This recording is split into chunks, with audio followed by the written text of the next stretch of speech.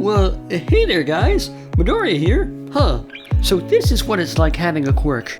Out of all heroes, who would have thought that I'd be chosen to inherit one for all? And I'm not nearly as strong as Gohan or Kachan, and things were getting really heated with those two. It's already strange enough being the only human in a school full of quirks, but being an alien is gonna be a lot harder to hide than we thought. We have to make sure that no one in class finds out about Gohan's secret. We can't let anyone get too close, not even Kachan. Part 3, a class act.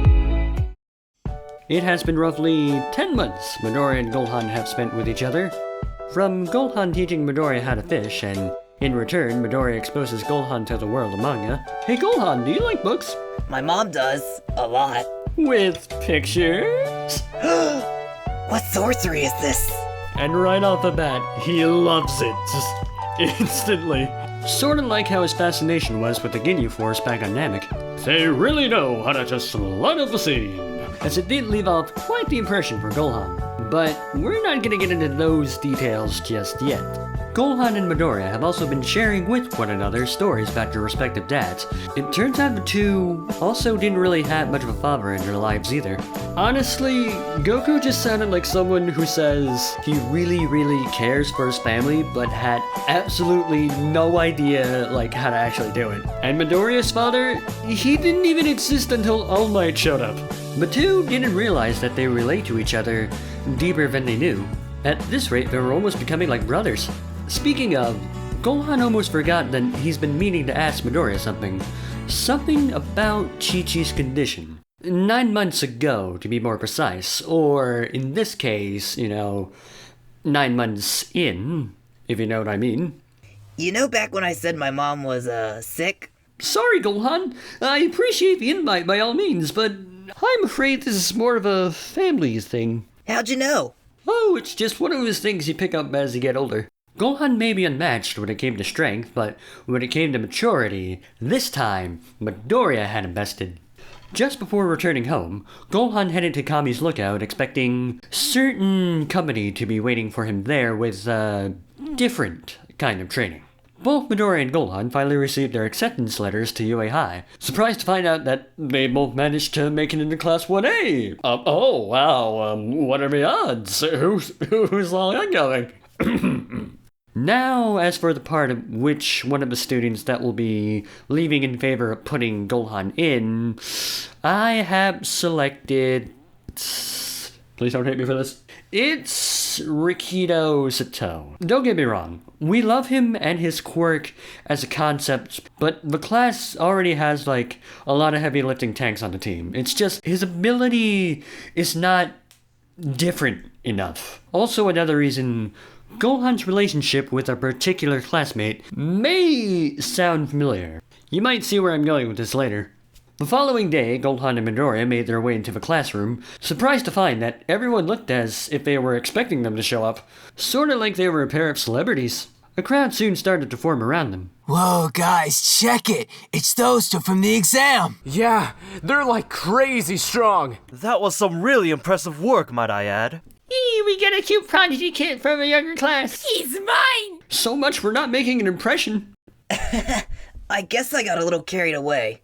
Out from a paparazzi, mostly the girls, Mineta didn't really seem that impressed by Gohan's age. Aw, big whoop! Like he has everything I don't, right, Bakugou? I'll kill him! Ah! The usual flow of explosives should have detonated right about now, but for some odd reason his quirk wasn't working.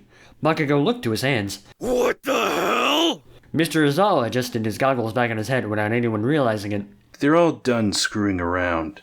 We have work to do outside. From the impression Gohan supposedly made, he and Midoriya figured they should lay low just enough for all this attention to die down. Oh, and by the way, those who don't pass this test will be sent home. Wait, so we can't use too much of our ability? And not too little of it either. This is gonna be harder than we thought. Fortunately enough, Gohan had something planned for that.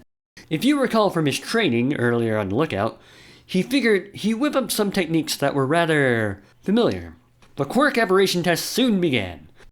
First up, the speed test. 0.5 seconds. Wait a minute.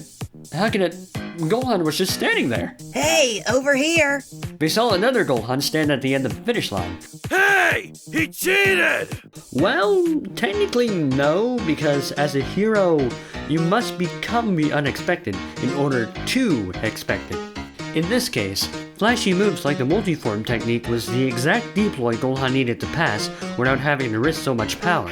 If only they really knew the drawbacks that came with it. In standing long jump, Gohan decided that he would land in the sandbox. Flying might be a little too suspicious. By the time Mr. Aizawa got to Midoriya during the ball toss, he had to stop Midoriya from injuring himself further with his quirk. This got Gohan to act on his defense, charging straight at them. Hey, let him go, you creep! Gohan, wait! Gohan soon stopped in place, shuddering.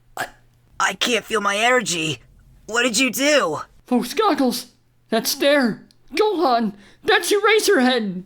Not as strong as you thought you were without your quirk. Next time, you could try a solid plan before acting. And just like that, Gohan was simply flicked away by one of Mr. Aizawa's scarves, like he was any other human. Not exactly sure what powers Mr. Aizawa would be able to take away from Gohan, so for the sake of this what if, I'm gonna go with Ki since it's his series' main power. Everyone soon passes like the original, even though, yeah, it kinda was a fluke, though the small talk between All Might and Mr. Aizawa is a little different. If I had it my way, that kid would have been expelled before he gets himself or anyone else killed. Nonsense! His power just needs a little work is all. This so-called power of his isn't really a quirk, is it? I figured you'd say that. Just make sure those two stay out of trouble. After another round in a streak of getting shown up by weaklings, Bakugou was in really no mood to talk to anyone, not even acknowledging Denki or Kirishima complimenting him on his performance. He was just so fed up with that pipsqueak suddenly beating him. Now it was like even Deku could surpass him. Speaking of which... Just how the hell did that loser recover so quickly? He never went inside the ER! He thought he saw Midoriya put something back in his pocket. Oh, hey Kachan, just making my way over to the ER. Whatever, I don't have time for this. Out of earshot, Bakugou looked back again. I could have sworn I saw something. Meanwhile with Gohan, it appears that Mr. Satan might have rubbed off on him a little too much, as he was currently hiding from the rest of the Class 1A girls in one of the schoolyard trees. Some of them did calm down after the first day, but he didn't want to take any chances. He shouldn't take any chances. That Mina girl was a predator. You'll never escape me. Quickly, Gohan felt something latch onto his shoulder. Fortunately for him, it was only just a bird. If he didn't know any better, he'd say that this little guy must have belonged to one of his other classmates. Oh hey, fancying running into you again, huh? From behind the other side of a tree Gohan was hiding in, peeked out a very quiet and timid-looking boy, who was a little overwhelmed by his sudden presence. Come to think of it, everyone probably would be if they really knew Gohan's true power level. So given that context, he would actually be pretty smart. Don't worry, I don't bite. The gentle giant looks to the smaller half-Saiyan again and sees his bird friend showed no fear being perched on his shoulder like that. So if he didn't have a problem trusting a stranger, why shouldn't he? Finally, the other boy started to speak in a meek voice. My name's Koda. I'm Gohan. I believe this belongs to you?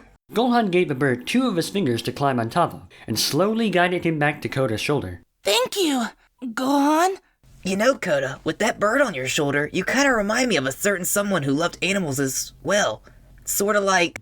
A flashback plays, recalling that fateful day during the Cell Games. The Z Fighters were being beaten pretty badly by the Cell Juniors. Gohan was almost at his limit. He just couldn't carry on. The battlefield was certainly no place for a child. He didn't want any part in this. All of a sudden, out from a distance, Android 16's head was being thrown out in the middle of the field, slowly uttering to Gohan his last request before meeting his end. Gohan, it is not a sin to fight for the right cause. Please, drop your restraint. Protect the life that I love. Before said flashback could finish, Gohan was soon snapped back to reality by Koda. Hey, are you okay? Sorry, got a little distracted. Let's head back together. Sure. Koda takes the lead up ahead, while Gohan looks up to the sky, to reminisce about his fallen comrade. Sure, he only got to know him for a brief period of time.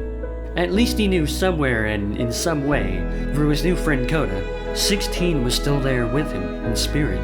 16. You might not have gotten your wish on the dragon, So I'll be sure to be the one that's gonna grant it, by becoming the hero you wanted to be, for the peace and hope of this world. One for one, and one for all! Before fading off, the illusion of Android 16 gives him a small smile. Go plus Ultra. And that'll be a wrap up for part 3. So what do you think?